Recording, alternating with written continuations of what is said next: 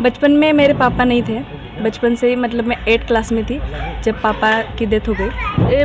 मुझे बचपन से देश की सेवा करना था, इसके लिए मुझे फ़ौज में जाना था और देश बहुत पहले से एम था, इसलिए मैं वही फॉर्म भरती थी जिससे मुझे वर्दी मिल सके। असम राइफल की पोस्ट थी, उसमें मैंने अप्लाई किया था तो मेरा इसमें सिलेक्शन हुआ। आपका यहाँ तक पहुँचने के लिए सबसे बड़ा श्रेय आप किसको देंगे? मेरे नाना नानी और मेरे मामा मामी। आवाज हर भारतीय की वीकेंड टाइम्स। भुसावल तालुका के खड़के गांव की एक नाभिक समाज के युवती ने शहर ही नहीं बल्कि पूरे जिले का नाम रोशन किया है, जिसका नाम है माधुरी निवृत्ति वारुणकर, जिसने काफ़ी कठिनाइयों के बाद असम राइफल्स में अपना चयन किया। आपको बता दें कि माधुरी की शिक्षा ज्ञान ज्योति विद्यालय खड़के में हुई थी।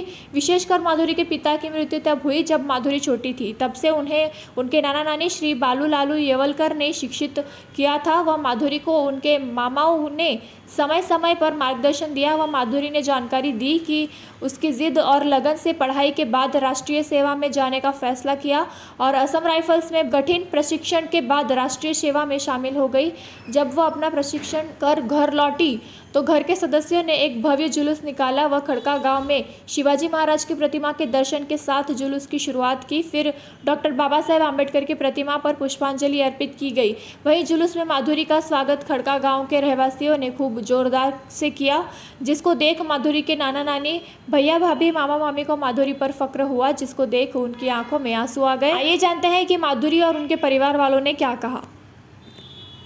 आपका नाम? माधुरी निवृत्ति वारुणकर। आपकी जो है असम राइफल के अंदर सिलेक्शन हुआ है, कैसा आपका सिलेक्शन हुआ? आपका संघर्ष कैसा रहा? मेरा सिलेक्शन, सबसे पहले मैंने फॉर्म भरा था। फॉर्म भरने के बाद मुझे जलगांव में एग्ज़ाम के लिए बुलाया था। वह एग्ज़ाम मेरा हुआ, उसके बाद मेरिट लिस्ट में नाम आया। उसके बाद नासिक को मुझे फ़िज़िकल के लिए बुलाया गया। फिर वह फ़िज़िकल हुआ, 1600 मीटर दौड़ना था 6 मिनट में। उसके बाद वो दौड़ा। उसके बाद 6 महीने के बाद फिर से मेरिट लिस्ट लगा और पुणे में मेडिकल के लिए बुलाया। फिर वह मेडिकल हुआ, उसके बाद फिर से मेरिट लिस्ट लगा और उसमें मेरा सिलेक्शन हुआ। और उसके बाद नागालैंड में मुझे ट्रेनिंग के लिए बुलाया। आपका जो है संघर्ष स्टार्ट से जो है आपके परिवार में कौन कौन था और किस तरह आपने संघर्ष करके ये मुकाम हासिल किया है? बचपन में मेरे पापा नहीं थे।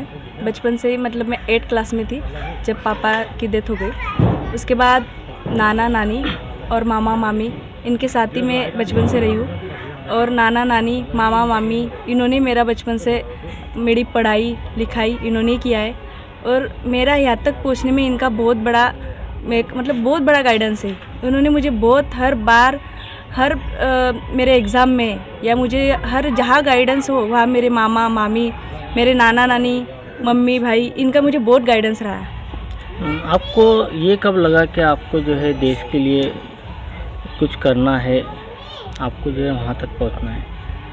मुझे ऐसा जॉब चाहिए था जिससे मैं देश की रक्षा कर सकूं। और मुझे पहले से वर्दी की बहुत वर्दी पहनने का मुझे पहले से बहुत एम था मेरा। इसके लिए मुझे वर्दी पहनने का बहुत पहले से एम था, इसलिए मैं वही फॉर्म भरती थी जिससे मुझे वर्दी मिल सके। CRPF हो गया, CSF हो गया, इसमें मैं पहले से ट्राई करती थी। उसके बाद SSC GD में मैंने अप्लाई किया तो उसमें असम राइफल की पोस्ट थी, उसमें मैंने अप्लाई किया था तो मेरा इसमें सिलेक्शन हुआ। आपका यहाँ तक पहुँचने के लिए सबसे बड़ा श्रेय आप किसको देंगे? मेरे नाना नानी और मेरे मामा मामी, मम्मी भाई। एम क्या था पढ़ाई से? जब आपकी पढ़ाई हुई आपका एम क्या था? पढ़ाई होने के बाद एक ही एम था कि फ़ौज में जाना है और सबसे अलग कुछ करना है। और लड़के कभी फ़ौज में जा सकते हैं तो हम क्यों नहीं जा सकते, हमको भी जाना है। तो इसलिए मेरा एम यही था कि मुझे फ़ौज में जाना है, फ़ौज ज्वाइन करना है।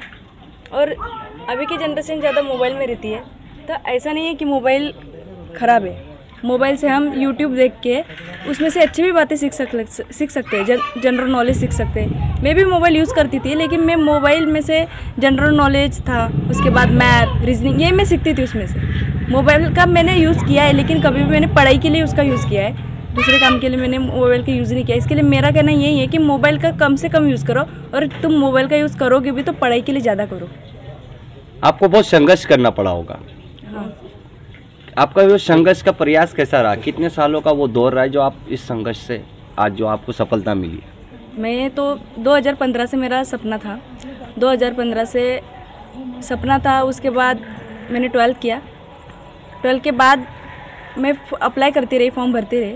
उसके बाद 4-5 साल मैंने ट्राई किया। उसके बाद मेरा फिज़िकल करते रही, पढ़ाई करते रही। उसके बाद 8-9 साल के बाद मेरा सपना पूरा हुआ। अभी आपकी एज 23। आपकी भांजी जो है आज जो है आसाम राइफल के अंदर जो है सिलेक्शन हुआ है, क्या कहेंगे आप जो है इनके बारे में? भांजी माधुरी वारुड़कर, इसका पहले से सपना था डिफेंस सेक्टर में जाने का। तो उसका जैसा पढ़ाई ख़त्म हुआ उसके बाद में उसका जैसा CBSE पैटर्न तो नहीं था, लेकिन अभी CBSE पैटर्न को ज़्यादा इम्पोर्टेंस है। लेकिन SSC पैटर्न वाले लोग ज़्यादातर SSC की तरफ फोकस करते थे। उसने SSC की तरफ फोकस करने के बाद में उसका सिलेक्शन हो गया, रिटर्न वगैरह क्वालिफाई हो गया जलगांव में। उसके बाद में उसका मेडिकल होने के बाद में वो थोड़ा कंफ्यूज हो गई कि अभी मैं एक लेडी हूँ, मैं कैसा करूँ, ये तो जेंट्स का फील्ड है, इसमें जाना नहीं जाना। फिर हमने बोला ये लड़का लड़की हम इसमें भेदभाव नहीं रखते। हमने उसका हौसला बढ़ाया और मैं भी एक डिफेंस सेक्टर में सिविलियन पोस्ट पे हूँ, इंडियन नेवी में हूँ, मैं कार्यरत हूँ घाटकोपर में। तो उसने पहले सवाल मुझे पूछा कि मामा डिफेंस में कैसा होता है लेडीज़ का। मैंने बोला लेडीज़ जेंट्स ये पहले दिमाग से निकाल दे, इसमें लेडीज जेंट्स कुछ नहीं होता है, बस तेरा फोकस है उसके ऊपर, तुम फोकस करो और आगे बढ़ो। उसका हौसला बढ़ा और उसने उस खुद को सिद्ध करके दिखाया और आज के तारीख में वो इस मुकाम पे आके पहुंची है। और हमें गर्व है कि उन्होंने हमारे पूरे फैमिली का और उसके फैमिली का, शायद ही हमारे कोई फैमिली से लड़की में कोई डिफेंस में गया होगा और उसके फैमिली में वो पहली एक लड़की है कि वो सेंट्रल गवर्नमेंट एम्प्लॉयज़ और डिफेंस सेक्टर में है। और हम फख्र से कह सकते कि हमारी भांजी माधुरी डिफेंस सेक्टर में, और हमें उसके ऊपर बहुत गर्व है। Thank you. भारत माता की जय। आज ये बहुत बड़ा खुशी का माहौल यहाँ पर है। हमारी भांजी माधुरी निवृत्ति वारुड़कर, इसने हमारा जो सीना है वो बड़ा चौड़ा किया है। माधुरी ने अपने गांव के लिए नहीं बल्कि पूरे महाराष्ट्र के लिए, और एक महिला जो नारी शक्ति कहते हैं, नारी शक्ति का बहुत बड़ा सम्मान अपना यहाँ पर हुआ है। नारी, आज की नारी अपने भारत देश में कोई क्षेत्र में कमी नहीं है, ये माधुरी ने अपने कार्य से यहाँ पर दिखा दिया है। उसने मेहनत और लगन के साथ ये पूरा कार्य किया है और हमें बहुत बड़ा उसके ऊपर गर्व हो रहा है कि उसे पिताजी नहीं होने के बाद भी उसने उसकी जिम्मेदारी संभाल कर और अपना जिम्मेदारी से उसने अपना कार्य पूरा किया है। और उसने क्षेत्र भी ऐसा चुना है कि हमें उसके ऊपर गर्व हो रहा है, क्योंकि महिलाएं हर क्षेत्र में, शिक्षा क्षेत्र में है, राजनीति में है और कई सारे क्षेत्र में महिला नारी शक्ति कार्य कर रही है। और अपने देश के लिए और गौरवपूर्ण बात है कि आज की जो नारी है वो कोई क्षेत्र में कमी नहीं है, यह माधुरी ने इस मौके पर बता दिया है। और माधुरी के पिताजी का सपना उसने पूरा किया, इसमें हमें बहुत खुशी है। उसने सभी कार्यों में हमें सहयोग दिया है और हमारे उसके जो नाना है, नाना का बहुत उसके ऊपर प्यार था और नाना की इच्छा थी कि वो बहुत अच्छा कार्य करे, नौकरी करे, और वो इस माध्यम से देश की सेवा में गई है और इसका हमें बहुत बड़ा उसके ऊपर गर्व हो रहा है। धन्यवाद। नवासी है माधुरी, उसका एक सपना पूरा हुआ है, क्या कहेंगे आप? उसने इतना बड़ा सपना साकार किया।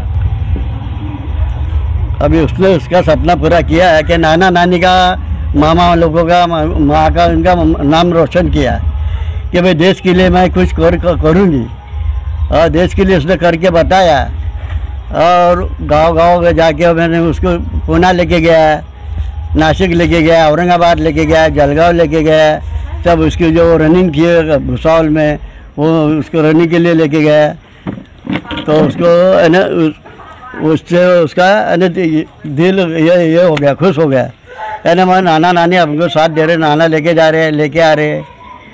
और उसके लिए उसने है ना हिम्मत पकड़ी, हिम्मत पकड़ के उसने अभी 11 महीने के बाद उसका पैर फ्रैक्चर हो गया था, 2 महीने घर में रही। उसके बाद में दवाखाना किया, दवाखाने के बाद फिर गई वो, और उसने 24 किलोमीटर की, 16 किलोमीटर की रनिंग की है। रनिंग करने के बाद में उसने उससे जो एग्ज़ाम थे वो पूरे किया। वो पूरे करके उसने यहाँ तक आई कि उसका पूरा 17 महीने का कोर्स पूरा हो गया। पूरा होने के बाद वो घर आई, नाना नानी मामा मामी का खुश थे कि भाई उसका कुछ तो भी अपन प्रोग्राम रखेंगे। तो उसके हमने बुला के सब मेहमान लोगों को नातेवाइकों को हमने उसका प्रोग्राम रखा और उसके दिल की शांति मिले। उसके बाप 2012 में गुजर गए। जब से नाना नानी और मामा का सहारे से हमारे सहारे से वो रही। उसको माँ बाप की याद नहीं, बाप की याद नहीं आ रही कि वो नाना उसके बड़े बाप ये तो कोई आए नहीं, अभी तक भी कोई आई नहीं। तो हमारे सहारे से वो रही और हमने उनका सहारा हमने उसका फर्ज पूरा किया है। यह हमारा नाना नानी का फर्ज था, वो हमने निभाया। बरकत कैटरर्स व गाजी कैटरर्स में स्वादिष्ट बिरयानी मिलने का एकमात्र ठिकाना, जिसमें शादी एवं पार्टी के ऑर्डर भी लिए जाते हैं। तो पता याद रखें, गाजी कैटरर्स स्कूल नंबर 3 के बाजू में व बरकत कैटरर्स